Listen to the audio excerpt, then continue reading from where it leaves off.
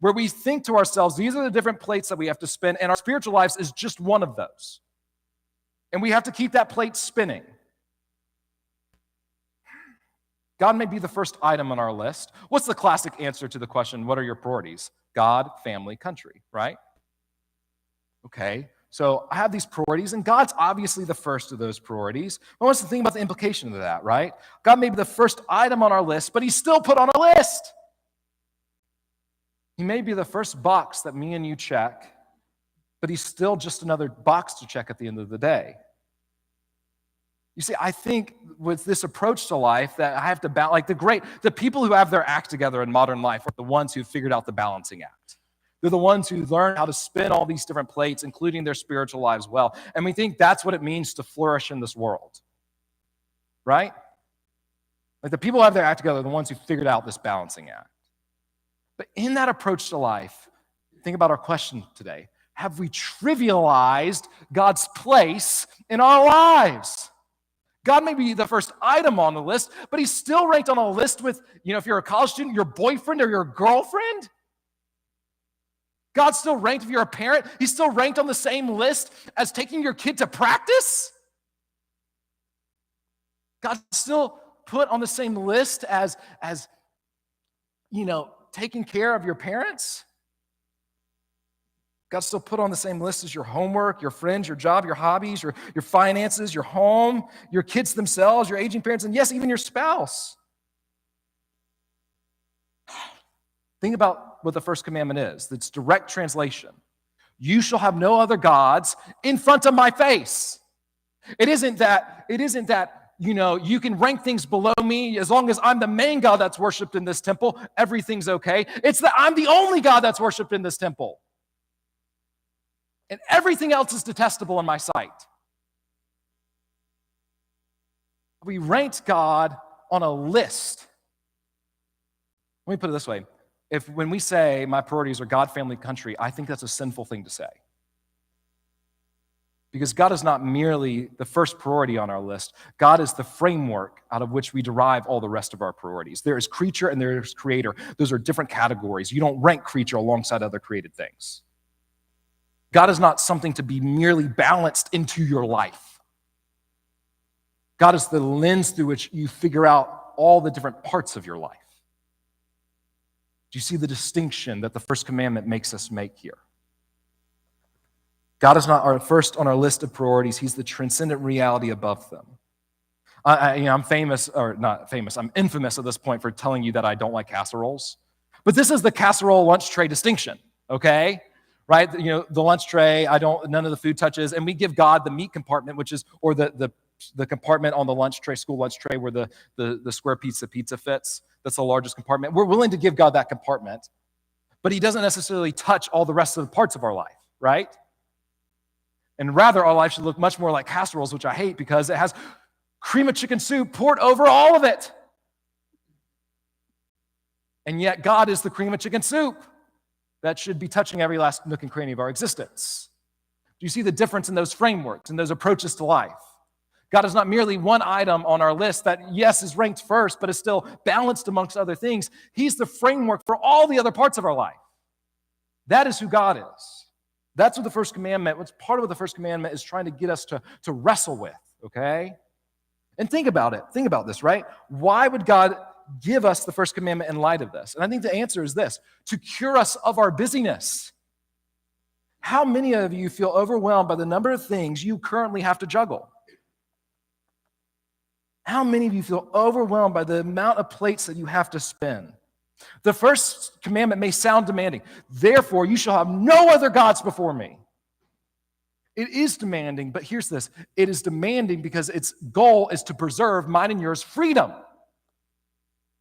Think about it, right? We feel tied down by all the different plates that you have to spin, all the different things in life you have to manage. But God says at the end of the day, you don't have to answer to any of them. You answer to me and me alone. You have other activities in your life, but there's only one Lord, there's only one God. I'm the only thing that dictates your life. Think about, what does the word dictate sound like? Dictator. I'm the only dictator. I'm the only thing that is allowed to give you marching orders. And think about it. Yes, the First Commandment is demanding in that sense. But think about it. We've chosen to live our lives having multiple dictators in our life.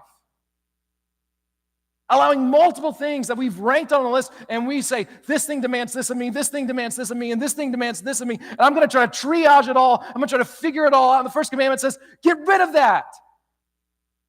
You have one Lord, one God, one dictator, one thing gives you marching orders. Everything else falls into place once you get that. Nothing else should dictate your life. Only God dictates your life. And if he's ranked at the top of your list, he's not in the role of dictator. He's just another item, another box to check. So that's the first thing. By the way, Elijah, I'm about to skip some things I've written out here. So the second thing, that's our actions, okay? And hopefully you see how they reveal our idols, right? As you begin to see some of the different activities, they become idols in our life. And hopefully, you know, how that manifests, how that plays out. And, you know, hopefully at that end part, you picked up on the why there. Why would God care about this, right? It's not for his good, but actually our good. Right? And the next thing that I want us to look at to kind of address those same three questions is not just our actions, but the stories behind them. Right? There are stories behind each of the things that we rank alongside God. There are stories and reasons for that. Right? As I said earlier, we didn't just randomly decide to be like, oh yeah, you know, I'm just going to start worshiping this thing with my life, and I guess that's just going to be part of what I do. Right? Think about it this way. When we look at the idolatry of the Old Testament, right, all the things that David and Anita read for us, the bowing down to statues and all this stuff, right? Our modern minds automatically think, man, that's just so primitive. We would never do that, right? Like we would never get caught up in such foolish behavior, right? But behind each idol is a story that makes it logical, all right? Behind each idol is a story that makes it a logical thing to worship it. So I want you to think for a second. Israel is saved up out of the nation of Egypt and the story of the Exodus. So I want you to think about the Egyptian gods that they would have been around, okay? So imagine for a second you're an Egyptian farmer, all right? Now what's the great river in Egypt? The Nile River, all right? Okay, and so imagine you're an Egyptian farmer for a second. You need two things for your crops to grow. The first is for the Nile River to flood and therefore irrigate your crops. You need the water, okay? That's going to flow forth from the Nile. What is the other thing you need? You need something to shine. The sun, right? Well, what do you think are two of the main gods inside of Egypt's pantheon? The sun god and the Nile god. There's logic behind the idols, right? So imagine this for a second, right? You're this Egyptian farmer, and the sun and the Nile are your source of sustenance and salvation, and by salvation in the most physical sense, in the sense that if the Nile doesn't flood and the sun doesn't shine, you die. They are your source of salvation, right? They're your source of sustenance, they're your source of salvation, and therefore they also become your source of status and significance. If I'm close to the sun, and I'm close to the Nile that are typified in these gods, then I'm a person of status and meaning and significance in this world. And so what do? What's the only natural conclusion if that's the world we've lived in? Worship those things so that they might give us what we want and we might receive the benefits. We allow them to dictate our choices and our habits and our desires. Behind each idol was a story that made worshiping them seem like the only logical thing to do. And the same is true today. None of us, hear this, none of us randomly decided to place this person or money or my grades or sports or even our own selves on the throne of our lives or placed ourselves inside of the temple of our lives next to God. Right? We didn't just deliberately go out there and say, you know what? I'm going to let what that person thinks about me dictate how I approach the rest of my day. We didn't deliberately go out and make that choice. It's something that feels like it happened to us because we got caught up in a story that made us think that the only logical thing to do would be to allow that thing to dictate our life.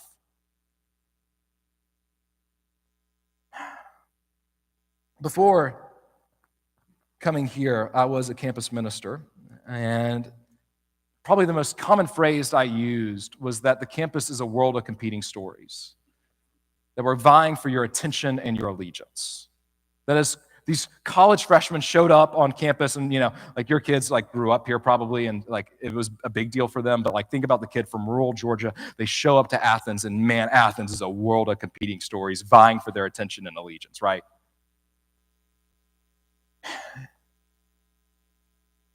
And we live in this world, and as you send them out, think about they enter college is like a microcosm of the real world, right? And so then they're out in the real world, and that's even a bigger world of competing stories vying for your attention and your allegiance.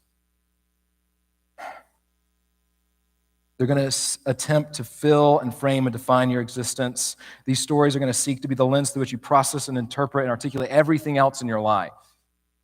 And we all live in that world, right? We don't live in the city of heaven yet, right? We wait for it patiently, but it has not fully arrived. We still live in Babylon, a world of competing stories. Right? Part of what it means to live east of Eden, part of what it means to live after the fall, part of what it means to live in what Paul calls this present evil age is that the good things God created now try to become ultimate in our lives. And they don't do that by merely just like inserting themselves in and saying, hey, you should worship me, but rather they create stories that make us think that the only logical thing to do would be allow those things to dictate our lives. Just as it was in the Old Testament, there's nothing new under the sun. It is the same true today, right? And as we live our lives out in this world of competing stories, that is our American culture. They are vying for our attention and, yes, our very allegiance. These can be stories as big as like the cultural stories, right, as individualism. That sells us on this idea that the way of being happy is for you to be the main character of your story. And so you place yourself on the throne of your life because that's the only logical conclusion if you bought into that lie. Which, by the way, where does that lie birth from? The Disney movies that my daughter watches, that we all watched growing up and that you watched, and that you are the main character of your story and you need to embark on your own journey and figure it out yourself. And by the way, this manifests itself, I think as I've talked about this on the cultural left and the cultural right. On the cultural right, it manifests itself in this way. I'm going to pull myself up by my bootstraps. On the cultural left, it manifests itself more in the way of the freedom of expression, right? The goal of life is to learn who you truly are on the inside and learn how to express that to the world around you. The great journey of life is one of self-discovery in that sense. But think about both are telling the same story, and that is that you are the main character of your story. And so what do? We put ourselves on the throne of our lives, and anyone that stands in the way of that is just something to push down on our way up because I'm the main character. They're a side character. They are, I'm a Harry Potter nerd, so like, man, they're like, Draco Malfoy, and I got to crush Draco Malfoy if I'm going to win, Lord of the Rings, I don't know, like they're Faramir, but I'm Frodo, and I'm trying here. I think stories as big as the American dream, right? This story that tells us that the key to your happiness is to capture this future in which you have a big house with a white picket fence and a nice neighborhood and your 2.5 kids, which, by the way, the 0.5 I've decided is the dog. And so you place that future on the throne of your life. You allow seeking that future to dictate the rest of your choices. This is the American dream. That is what I'm going to pursue. And in my pursuit of it, I allow that possible future to dictate how I decide parts of my life, right? And anything that stands in the way of it, whether it be a politician or a policy or maybe just another person, they are bad and they are evil because the goal of my life is what? To get that envisioned future. Maybe it can be stories as big as materialism and consumerism, right? That the goal of life is to accumulate more stuff. And so we place this idea of more on our life. We just need more and more and more and more. And there's constant striving, but here's with more. There's always more to be had. And so our life is one of constant and endless striving. Maybe it's political religion, right? That the only way I will be safe is if my political party is in office, or honestly, the better way to frame it in our negatively partisan world is that the only way I will be safe is if the party that I don't like isn't in power. That's the real story we've bought into. So what do? We place certain politicians and policies and platforms and parties on the throne of our lives, and we allow them to dictate us. And we will compromise any other value to get them elected, and we will crush any perceived opponent who threatens them, no matter what the cost. Because we bought into that lie. But they can also be smaller stories in life, right? Those are some of the big cultural stories. But the world of competing stories that we live in, they aren't just birthed out of our culture, they are also birthed out of our own hearts. right? This belief that you are nothing more or less than the last grade that you got on a test. I mean, this is the way I was in college. If I got a 60, it was as if 60, it was like the scarlet letter, but it wasn't worn on my chest, it was worn on my head. It was engraved into my head like Harry Potter's scar. I'm in the Harry Potter mood, apparently. But if I got a 99, guess what I was? I was no longer a 60. Now I'm a 99. I'm on cloud 9. And I allowed my last grade to dictate how I spent the rest of my day. Maybe it's your significant other. If this guy, if he just liked me, or if this girl, man, if she just liked me, then I would be happy. I would feel safe. I would feel secure. By the way, we also picked that one up from Disney movies as well. Maybe it's the last sports outing. If I won my last game, then just like the last grade, I'm doing great. And if I lost the last game, my life is over. Maybe it's your job or your resume, and you sacrifice. Think about the amount of things you sacrifice on the altar that is your job. Because you've allowed it to become a good thing. Your job is a good thing, but it has become ultimate in your life. And you've begun sacrificing maybe time with your kids and your family on that altar so that you can work your way up the corporate or academic ladder. Maybe it's status, right? The clothes you wear in the car you drive, they communicate something to the rest of the world about who you are. And we see that as the ultimate thing. Maybe it's how your kids turn out. I've talked about this. I feel this one so deeply already. I mean, I'm scared half to death of having a teenager because I'm imagining what it must be like. Because I already have a 3-year-old, and I think she has to have this kind of future. And the future I envision in her becomes ultimate in my life. I want it so bad for her. And wanting good things for your kids is a good thing. Can I get amen? But when it becomes ultimate and we allow that envisioned future for our children to become ultimate in our life and dictate how we spend our time and how we relate to our child, it has become an idol that has enslaved us into a cruel, cruel bondage, right? Because we no longer are loving our kid for the sake of their own good, but rather we are forcing them into this visioned future that we have for them, that God may not have in store for them. All right. Those are some of the many idols that I think are birthed out of the stories that arise out of our own fallen hearts and our own fallen cultures. And the point I want you to get in this is this. And we're going back to that question of why would God give us this first commandment? Why is it first? And it's this, in my opinion, because along with the freedom of simplicity that the first commandment brings, God also gives us the first commandment so that we might live in his one true story for the world, rather than the stories of this world that end up in bondage and decay. Let me get the next quote on the screen. This is from an Old Testament scholar named Christopher J.H. Wright. He says this. He says, the tragedy of polytheism, many gods instead of one, is not arithmetic, many gods instead of one. That's not the tragedy of polytheism. God isn't just like, hey, there's one of me, so you can only, it's not that, right? But rather that they exchange the only true source of salvation for lifeless and powerless substitutes. And in so doing, introduce injustice and bondage and cruelty into human existence. Think about it, right? Why does God give us the first of the 10 commandments? God, it says, is a God. Why is he jealous? Why does he want no other idols in front of his face? It isn't he's capricious and he's just demanding and he's some like jealous boyfriend. That's not what jealous means there. And like, no, you're mine. I'm angry. It's not that. It's that God knows that everything else, if anything else is in the throne of our lives, it leads to our destruction and death and decay. And it's only when he alone is at the throne of our lives and he alone occupies the temple of our lives that we are brought to the flourishing that God intended from the very outset of creation. We see this so beautifully in Colossians chapter 2. Paul writes these words, if I can get them on the screen. He says, see to it that no one takes you captive through hollow and deceptive philosophy. Now, this isn't talking about a philosophy class that you would take, but rather the word here is it's like meta-narrative. Don't let anyone take you captive by the stories that they tell you, the cultural narratives that they tell you, okay? That depends on human tradition and the elemental spiritual forces of this world rather than on Christ, okay? So don't allow the stories of this world to become ultimate in your life. Why? For in Christ all the fullness of deity lives in bodily form. And in Christ, what? You have been brought to fullness. Why do we have the first commandment? Because it's only when we live by it that we are brought to the fullness that God intended for us from the outset of creation.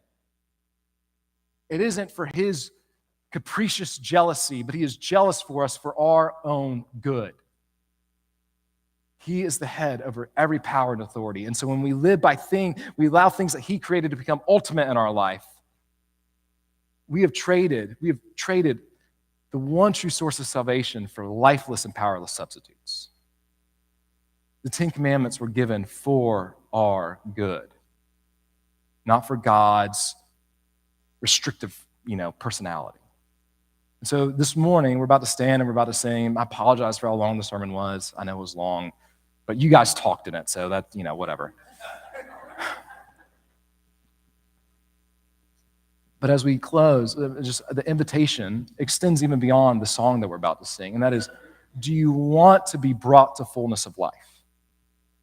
And if so, you're more than welcome to come forward and be baptized into that fullness, to realign yourself. But you also meet with one of our elders in the back, and they would love to pray with you as you realign your life with the one true living God, then all the powerless substitutes. By the way, show up in class next week, because what we're going to talk about is, this invitation extends into next week's class, because what we're going to talk about is, let's unpack all these different idols in our culture together. And let's talk about the ways they're enslaving us so that we might find freedom. So we might dethrone them. If we name them, we can dethrone them. All right? So let's stand and let's sing. If you want to come forward, you're